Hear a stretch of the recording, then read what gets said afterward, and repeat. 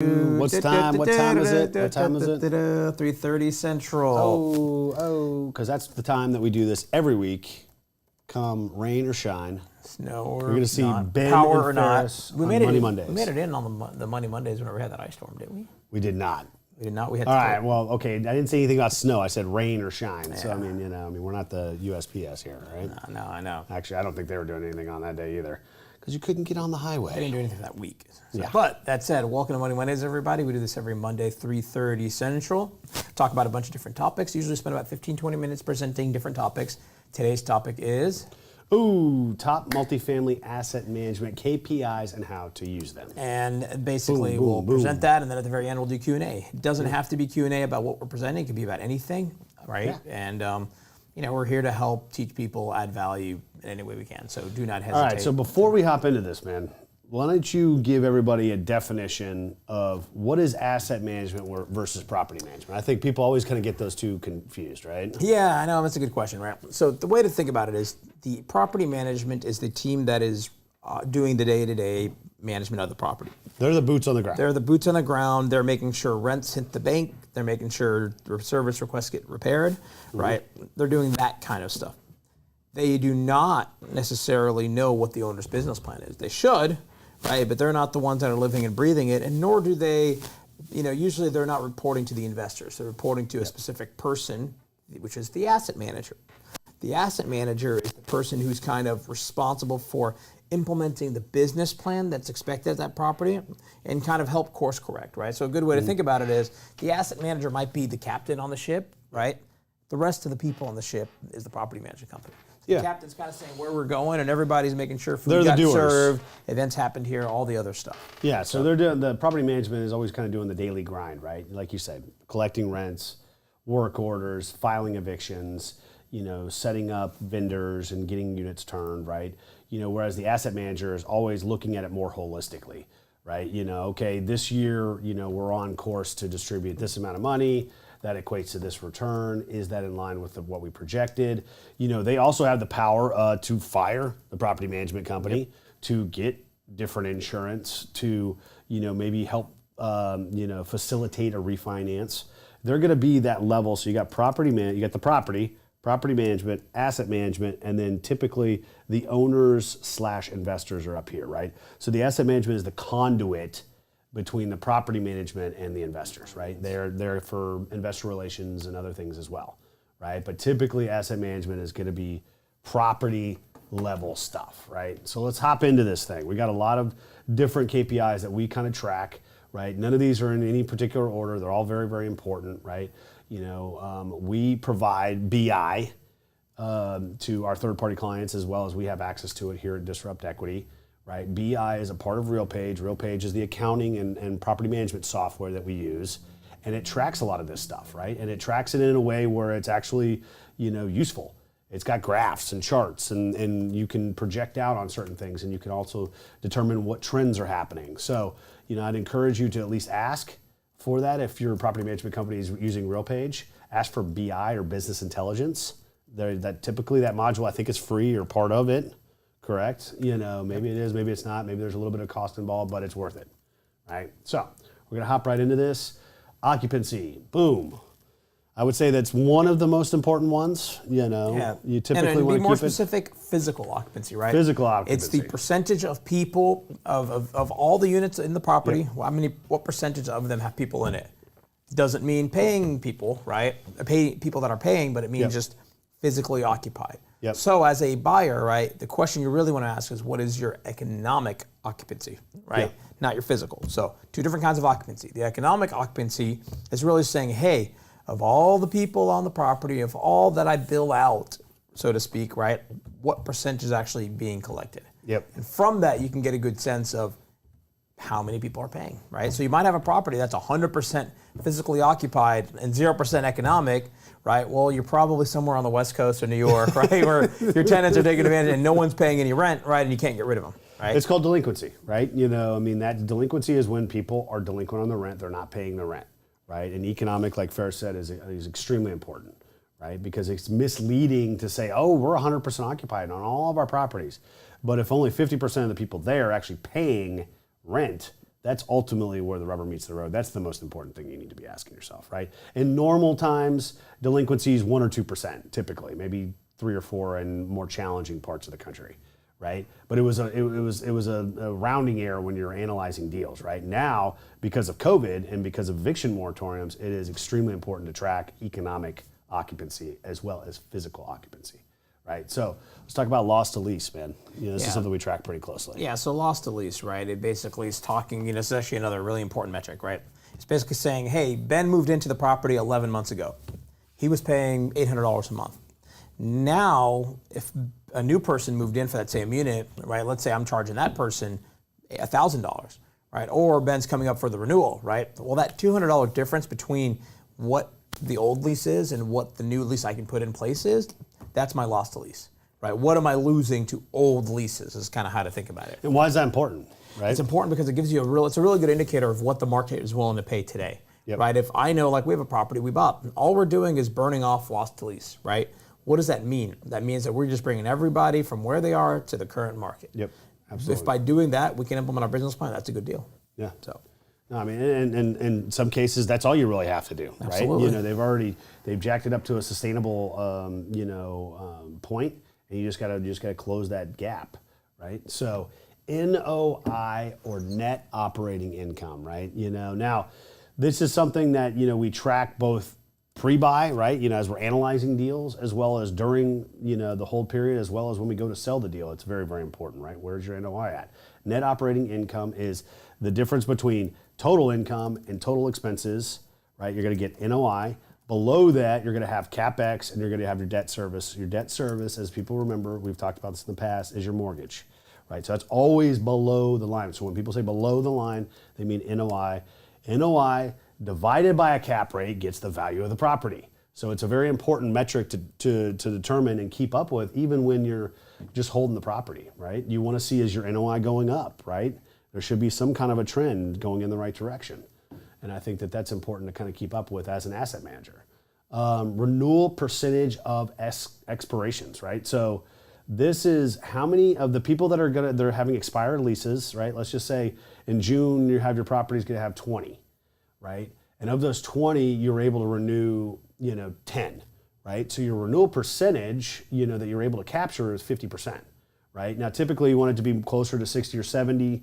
COVID times are a little bit different than normal times. Some people have challenges and you don't want to renew them because they owe you back rent. They're just not in the financial position that they were before, whatever the reason might be, right? But that's typically what that percentage is going to be. And that's something that you should track, right? Renewals are important. Keeping that back door closed is something that people, as an asset manager, you need to be tracking that, right? This is a fun one. Average unit turn cost. We were literally talking about this morning. So you want to kind of go through this one? Ultimately, so what is turning a unit? Is the first question, right? Turning a unit is basically Ben lived in the unit, Ben moved out. I have to now, as an owner, get the unit ready, right? Maybe Ben, I have to paint the walls because the walls got dirty. He lived in it for 10 years, right? So my cost to turn the unit and get it rent ready is my unit turn cost. Mm-hmm. And so, you want to really understand that it varies by unit, it varies by property, it varies by demographics, right? Some areas, units get worn a lot more aggressively than other areas. Yep. And so anywhere from $1,000 to $5,000 is maybe where that number is. Typically. Hopefully close to that $1,000 mark, right? But again, it really varies. And so it's an important metric to understand and track. Yep. And I think to coincide with that, right, the average time to turn units, right? You're typically wanting to do that in 1 or 2 weeks. Sometimes, especially nowadays with supply chain shortages and some other things, right? That's not necessarily always possible because you're waiting on supplies or what have you. But in normal times, you're gunning for 1 or 2 weeks. So that means when somebody moves out till 2, and you're going to have it hopefully pre-leased or leased along that way, that somebody's moving in there within 2 or 3 weeks of that time frame. Right? So that's average time to turn units as well as an important factor. If it's taking your team 2 months, 3 months to turn a unit, you're going to know that there's some problem there, right? What is it, right? Is it that our maintenance people are overwhelmed? Is it supply chain problems? Is it something else, right? You need to dig into those numbers because that could be, foretelling that there's another problem at the property, right? Tenant turnover, right? So this is the amount of people that are turning over in the property. And not renewing, essentially. And not renewing, right? There's certain parts of the country where that number is pretty high, right? It's just a very transient market, or people don't typically stay in long-term leases.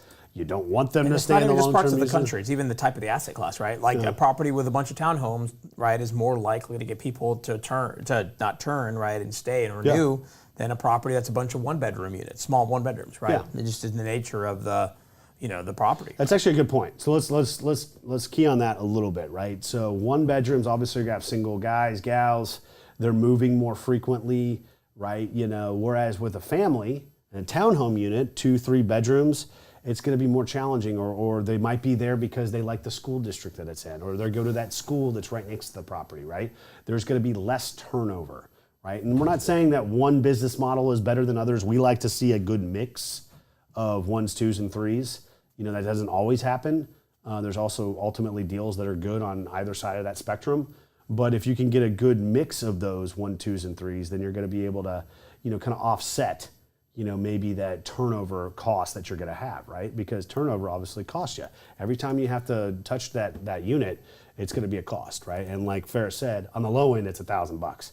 I'd say it's probably more typically like 3 to 5, right? Between all the things that you have to do. So the less people that turn over, less people move out, less time you have to do that, right? So talking about expenses and outlays of cash, the operating expense ratio. What is that, my friend? It's basically, what is the ratio? And I was actually just talking about this just now, right before this, for a deal here in Houston that we were looking at. And I was talking to the broker, and I'm ultimately telling him, hey, the problem with this deal is the expenses are just killing it, right? It's it's a 70% expense ratio, right? The ratio of income to expenses, the income, basically expenses were 70% of all the money generated, right? And so there wasn't really much left over. Meat. Yeah, and just to be clear, the expenses, it's before paying debt service, before paying asset management fee, right? And CapEx. And CapEx. Yep. And so on that deal, I was telling them the problem is the income just isn't there, right? The expenses are what they are. I mean, taxes aren't going to change, right? But just the deal's not generating enough income, and a deal with 70%, you're not going to get the right price point. And you actually brought up a good point. Some people are going to say, oh, they're going to automatically knee-jerk to expenses are high, right? But you just hit it on the head, right? In that case, the income was low, and it was very hard to get the income up in relation to the expenses, right? So you're going to have that higher percentage. Now, typically, what we're seeing, for some rules of thumb here, is probably 55 to 65, depending on the vintage of the asset, where it's located at, right? In terms of that expense ratio and where it should shake out at, right? Now, for newer properties, in certain locations, it could be as low as maybe even 40 or 45. Right, and that's now you're kind of getting into that Class A asset or something that's a little bit newer, because it's going to have a lot less expenses in general, right? There's not going to be the maintenance headache problems that you're going to have, right? So we just went through a lot. I'm going to pause. Let's keep going. There's a few more of them. A few more? All right. So if anyone has any comments, questions, feel free to ask them, right? We are here to answer them live. Let's go through a few of them. Let's go through. So Ronnie says, what's up, guys? What's up, Ronnie? Long time no see. Rod says, hello, everyone. Hello, hello, hello. And let's see, any other comments, questions? No, I think that's it. So let's keep going. Oh, come on, guys. Let's get interactive on this thing. This is important stuff, right? We're essentially, these are the things that Disrupt Equity chases and tracks on a daily basis. And I think as asset managers, you need to understand these things. So ask questions. It doesn't have to be about asset management, though, right? So availability percentage, right? I would say that's just, usually we look at it on a per floor plan basis. Right? How many 1 bedrooms are available? How many 2 bedrooms are available? How many 3 bedrooms, right? Now, why is that important, right? You want to kind of get into that and the importance of the metric? It just helps you understand, can I push rents? Can I not, right? If I have 0 availability on my 3 bedrooms and 20% availability on my 1 bedrooms, I probably need to push the rents on the 3s and reduce the rents on the 1s. Boom. So, boom. And that's why that metric is important, right? It's going to help you course correct throughout the year on, supply and demand, right? There's going to be certain things that you're going to notice in certain submarkets that are going to be just more in demand than other things, right? In that case, the 3 bedrooms are pretty much in demand. 1 bedroom's not so much. All right, lead to lease, all right? So lead to lease, basically it's about talking about how many leads came in through the door, how many of them did you actually convert into leases, right? You want to track that. You want to understand what is my conversion rate, right? That's really what it is. How many of the 100 people that I got to come through the door, whether they were drive-by, Google, Facebook, anything Whatever, else, right? what percent of those people turned into an actual lease? Because ultimately, that's all that matters. I can have 1,000 people come through the door, and if I get no leases, it wasn't valuable. Yeah, So you got the wrong leads, right? Remember what we do, folks. We ultimately are running a business. Our clients are the prospective tenants, right? You want them to come through the door, and you want them to buy the product that you're selling, which is one of the available floor plans, right? So if you're constantly getting people in that aren't interested in your product or can't afford your product, then you need to really course correct on your marketing, right? Because ultimately, if you're only marketing to Class A tenants and you have a Class C property, guess what? Even if they do stumble in the front door, which is probably less likely that they even would, but let's just say that they do, they're not going to lease because that is not the type of asset class that they're looking for, right? So you're marketing to the wrong people. Build versus collected, right? This is a big one that since COVID, we were tracking this pre-COVID, but it's become even more important, right? So you're billing out, let's just call it $100,000 a month, right? That's what you're billing. But what you're collecting is the more important number these days, right? So if you're only collecting $50,000 out of the 100, once again, it goes back to that economic occupancy. That means you're at 50%. It means 50% of the people are paying rent. The other 50% are living there rent-free, and you're eventually either going to have to evict them or hope that one of these rental relief programs actually gets off and pays some of the delta there, right? So it's a very important number that we're tracking weekly at this point. Kind of in tandem with that, number of evictions, right? We haven't really had a whole lot of these over the last 12 months, but we assume that over the next 6 to 12, we absolutely will, right? In normal times, you're going to have to, track that more frequently. And hey, how many are coming up? You'll usually be able to plan them out, and then ultimately that's going to be part of, units that you're going to have to turn. And those units are usually going to be on the higher end of how much things are going to cost, right? So instead of that $1,000, that disgruntled tenant that's going to get evicted is probably going to jam you up and destroy most of the unit. So now you're probably in the $5,000 to $7,000 range, right? So something that you have to plan accordingly so you can turn the units and they're not offline too long, right? Another one that we really like to track: average time to respond to maintenance requests, right? That's an important one. Because at the end of the day, when your tenants walk out that door after signing that lease, the most interaction that they're going to have with the staff at the property is going to be the maintenance staff, right? Are they responsive? Do they know what they're talking about? Do they have good customer service, right? Do they get out there quickly and fix the problem, right? If your maintenance staff isn't getting out there quickly, or maybe they get out, maybe they respond, but it's taking 6 weeks to order that part or whatever, that's going to look badly. And maybe that's not your fault, but ultimately that's something that you need to track and make sure that plus just the amount of work orders in general and how many work orders you did the week prior are a couple metrics that we track every week. Absolutely. Right? So let's keep going. So Money Mondays, we show every Monday 3:30 Central. All right, we spend the first 20 minutes talking about different topics. Today we're talking about asset management metrics. Yep. And we do the last 10 minutes Q&A. We are in the last 10 minutes of Q&A. So I see a lot of questions came in, and so we'll go through them. So if you have comments, questions, we are happy to answer them. And it doesn't have to be about asset management. We'll talk about anything, So first one from our boy Ronnie: top 3 mistakes asset managers make. I think there's a couple things that I would highlight, right? Not managing cash correctly. And to expand on that one, though, really importantly, really understanding what is being spent on everything. Right? Even the stuff that the management company might be sweeping under the rug. Yeah, no, that's cash management, right? Yeah. And really, taking, the property management's word for it, right? That they're getting what you said that they're going to get done, right? I would say I'd dig deeper, right? And dealing with the lender and lender requests and lender draws and underestimating how long that process takes, right? And that goes back to number one, which is cash management, right? Absolutely. If you're saying, oh, I'll get around to that draw next week or next month, and then you realize that it takes 2 to 3 months to actually get the draw back, well, guess what? You're going to have some pissed off vendors. So that all goes back to cash management. I think, those are challenges and mistakes that we've made in the past. Cash management, right? Cash management. And also, I'll add one more. Moving too fast in the business plan.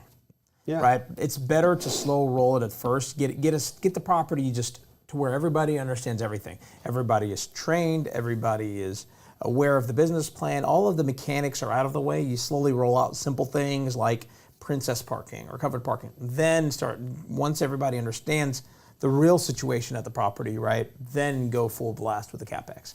That's maybe the other one. No, I think that's important, right? Because if you look at it like this, right, you're buying a new property, so now you're new ownership. Yeah. Maybe the old property management company took all the employees, so now you have new employees on a new property, right? And then on top of that, you have all of this chaos of a major rehab. Yeah, and on top of that, you're also like, usually if you're just going quickly with your rehab, you're essentially putting a square peg into a round hole, because you're saying, before you even bought the property, what you're going to do, versus, hey, slow roll it, get a better feel for the property. Is the chiller that you maybe have problematic? Is the boiler problematic, right? Really understand the situation of the property so you can then best spend that rehab dollars. No, I agree. I agree. That's a good question, Ronnie. You got to and realize that mistakes will be made, right? You just have to be able to manage those, right? It's all about mitigating things. More so I had a good answer. Okay, Ben, you never give me credit. Good job, let's keep going.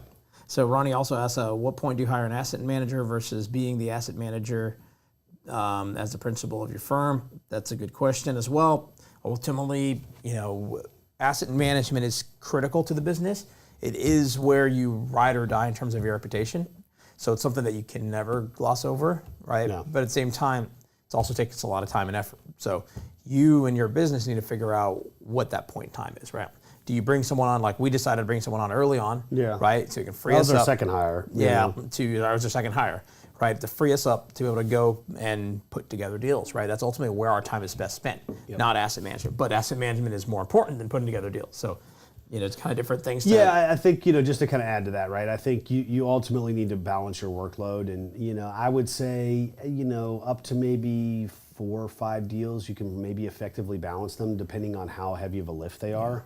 And how good of a property management company you have. If you have a rock star property management company that really does a lot of the heavy lifting for you, it's going to make your life as an asset manager a lot easier. Now, if you have a bunch of dirt bags and they're not doing a good job and you're constantly having to jump in and dive on that grenade, it's going to be even more challenging, right? But I'd say at 4 or 5, you're going to have enough money kind of coming in from the asset management fees that maybe you should look at least try to get somebody in there, even at a junior level, that can kind of do some of the administrative and analysis work for you. That's probably a good time to start thinking about it. All right. Let's keep going then. David Gazada asks, is it normal to see a loss to lease equal to 1/3 of the actual rents? For example, just did some underwriting on a property that brought $78K gross, but loss to lease was stated at $27,000. The answer is no. I mean, ultimately, we can decide today on a property. Let's say Ben and I have a property that averages $1,000 rents on the effective. We can decide today, guys, our new rent is $5,000. Yeah. We now have a $4,000 spread in loss to lease. Loss to lease, it's really the market. This is where it's really important to go look at the last 60 days of leases. Yes. Have they been getting that new market? Because maybe a Chick-fil-A went in across the street and everybody wants to move to that area because everybody loves Chick-fil-A, right? For $4,000 more, I don't know. And maybe they're getting that history, right? But it really, look at the most recent leases. That's the most telling thing of what market actually is. And analyze, to that point, right? Analyze the rent roll, right? The rent roll is going to show you that stuff, right? You got to die. That's why do people look at the rent roll, right? It's to study those types of things. But bottom line, you can smoke the gross potential rent up whatever you want, right? And people typically when they go to sell, that's a strategy that they'll do, because then they'll say, well, see, that's, and then a naive buyer will say, hey, well, maybe I can get that, when really that was just some mythical number that the seller just plucked out of the air and put on the rent roll. All right. So next question from Ho Win. Best place to look for qualified asset managers. How do you keep consistently with on-site staff consistently inputting data into system to provide consistent and accurate KPI info? Since info out is only as good as info in. No, so, garbage in, garbage out, right? We're both tech guys. We understand that concept, and ultimately that's training, right? Absolutely. So a couple things. So let's see. So the best place to look for qualified asset managers, right? It depends on what your goal is, right? Some firms we do as well, right? We provide asset management as a service for people, right? On the management side for people that want to pay for that. Mm-hmm. Now, if you're looking to hire your own asset manager, ultimately it's what we've gone through multiple asset managers. What we've kind of learned is someone with more of a financial financial analysis acumen is more important than someone with industry experience. You could teach some of the industry experience, right? Because everybody's going to want their thing a little better, differently, right? But what you can't teach is someone to be savvy with numbers, knowing how to dig in, traverse, really analyze, right? And so, this is where the other thing is, we all go to a lot of these events. Figure out who in those events might be a good fit. No, right? absolutely. You want, That's and actually a you good really point. want someone, especially That's a good point. as you're getting started, you want someone with a drive, right? If you're looking to hire someone in house, you need someone that's got a drive, because there's a lot that goes on, and most people get burned out by it. Yeah, I mean, I think and ultimately, like any other hire, right? You have to put some resumes, or you have to put some job applications out there, and see what you get, right? But it has to be, like Ferris had mentioned, right? Somebody that has the right personality, and then you can mold them into multifamily centric people, right? Or whatever asset class you're in. But to your earlier question, right? Garbage in, garbage out, right? That's a training issue, and there's a constant reiteration of that training, right? This is the way that you have to input the data, because typically the software is not the problem. It's not some software glitch, right? It's just going to spit out the number that it was put into the system in the first place, right? So you have to constantly train your staff to do it It's good data in, correctly. good data out, and this is where, like for us, right, on the management side, we give owners access to the data themselves, right? Yeah. It's not just another manually entered report, it's the real data in the system. Yep. So if that's not right, then hey, there's someone putting something in incorrectly. So that's the first thing, and I can tell people, I tell this to our team on the management side, don't create more work for ourselves that could result in an error, right? Yeah. Stick to the core stuff that has to be right. Like the lease in the system is the real lease, otherwise we're not charging the right amount, so there's a bigger problem. Yeah. Right, and so that's part of it. And then as an owner, right, there's a fine line, because I experienced this on the management side, where owners ask for things that are burdensome, right, versus things that aren't. And so understanding, that dynamic, right? Hey, I want to ask for this, and just understanding what impact it actually has, right? And so, but to your point, it means it's good data in and good data out, and you should be able to expect your management company to give you accurate data. Yeah, and there's always going to be a little bit of mistakes, And there's always, right? we make mistakes. But It is at what it least is, in but- the data in like one site, I expect it to be accurate, and luckily it usually is, right? It's some of the other stuff that's more manually put in, key it in, where the somebody errors fat come in. fingers something, and Yeah. that 1 turns into a 7. So just something to keep in mind, right? Yeah. All right, let's keep going. All So right. Bobby Jenkins, sorry I got on late. My question's about low income housing and multifamily. Have either of you had experience? How are utilities allocated? So we have not done any low income housing per se ourselves. Our management team has definitely done several of those. Yeah. Utilities, I think, it's just ultimately, each low income housing has a different set of rules. You have to follow the rules, right? There's a max that you could charge. It's Yeah. understanding your rent plus your utilities, and then are you going over or not? And sometimes that max is on the rent. Sometimes that max is on all expenses, or all charges. And so, And there's compliance companies out Yeah, there there's too. companies I would out there really, that will- I'd really bake that into and you your should pay expense. those. If you're going to buy we call it so low income housing, right? Those are called LIHTC deals. If you're going to buy a LIHTC deal, please pay the company to go through the terms and just make sure you understand it, just so whatever business plan you thought you were going to do is actually legally allowed to be done. Well, and also there's reporting, right? There's ongoing reporting and compliance that you have to adhere to. So you just need to understand that, right? But yeah, don't really have a whole. I mean, we've had Section 8 tenants, right? But we've never had a Section 8 property or low income housing tax credit property. So what else we got? We got a couple more questions or what? All right, let's see. So Ronnie asks, best tips to optimize the lender draw process. Man, get the lender out of the process. Yeah. I mean, so Keep more cash on hand, less of the lender. If you can not escrow versus escrow, I think we've kind of gone to the other side of the spectrum. Now it's all deal dependent, everybody. So don't take my head off for this, right? But it's a lot easier when you've got the money in your own manager account and you just have the property management go through the draw process with you and near the bank at that point. It's going to keep the money's going to be flowing better. Vendors are going to get paid more quickly because ultimately the lender makes it a real challenge. And I know that they do that for compliance reasons on their side too. But there has been certain times where we've waited 3, 4, 5 months, and this was pre-COVID, for draws to get processed. And you can imagine what that did to our properties. It jammed us up. It jammed up the vendors. People were upset, and we ultimately had to get threatening with the lender to get them to actually act on something. And so my thing is if you can get them out of the process, that's probably the best option. But I would say the second best option, if you have to escrow it, is just be upfront, right? You know that the work's going to be done in a week or two. Go ahead and start that draw process, because by the time they send an inspector out there, it's already going to be done, Paperwork's going to be in there. Don't wait until it's 100% complete and everything's done, all the I's are dotted and T's are crossed, right? Because you're just pushing that out even more, 2, 3, 4 weeks, right? And your vendor is going to be the one that's ultimately going to hold the bag on that one. So something to keep into consideration. Absolutely. So, any comments, questions? We are already at time, so we'll take one more if we got it. Let's see. One of them is Carlos asking what KPIs were discussed so far. Go ahead and watch the replay, Carlos. Yeah, we got a lot. And this is not an all-encompassing video, folks, right? We can only talk about this stuff for 20 minutes, but these are some major ones that we like to track. So, take that in consideration and drop some in the comments. People are going to watch this after the fact. If you guys know of any that you really like to track, we want it to be interactive. We're here to help everybody out to do the business the right way. Anything else? That's it. All right. Well, before we wrap up, oh my gosh, Multifamily Investor Network Conference. It's our big conference we do three times a year, but we're only going to do it twice this year, so it's the last one for the year, I think, right? What? I don't think we're going to do another one later, are we? I thought we were doing a third one. I don't know. Maybe we'll see. All right, we'll the team wants to do a third one. I guess I didn't think it. Shannon's like, wait, what's going on here? We usually try to do 3. This one we would have done like May or June, but it's kind of late. But we'll figure it out. Maybe we'll do a third one. Maybe we'll do another one. But regardless, it's going to be just as fabulous as we're going all to Miami. So when going to Miami, Ben's going to make sure to get sunscreen so he doesn't burn that bald head of his. Definitely, and a hat. And he's probably going to steal one of my hats. Yes. Miami, July 24th. We're excited. We had a ton of interest, so maybe we'll sell this one out. We'll see. I mean, we've got a lot of interest so far, and what's a good coupon code? Let's save some people some money. Use the coupon code DISRUPT for $100 off. Oh, so mfinvestornetwork.com. Go check it out. We're getting some great speakers, some great panels. Ultimately, it's all about networking as well. And who can? It's Miami. Come on. I know. I think people are seriously. You gotta complain I'm more about excited this? to go to Miami than I am to just be doing a conference with Ben. Let's be honest. I probably have to admit the same.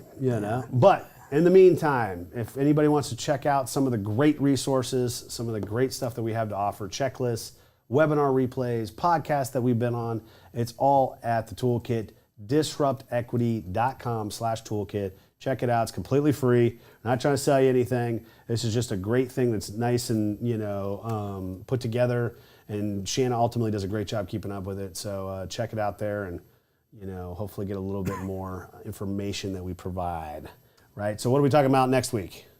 Next week we're talking about multifamily investing market update. So we're middle of 2021 almost. Inflation, debt, market projections, and more. Oh my gosh, that one's going to be crazy. That's going to be crazy. So check it out next week, Money Mondays. What time do we do it? 3:30 Central every week.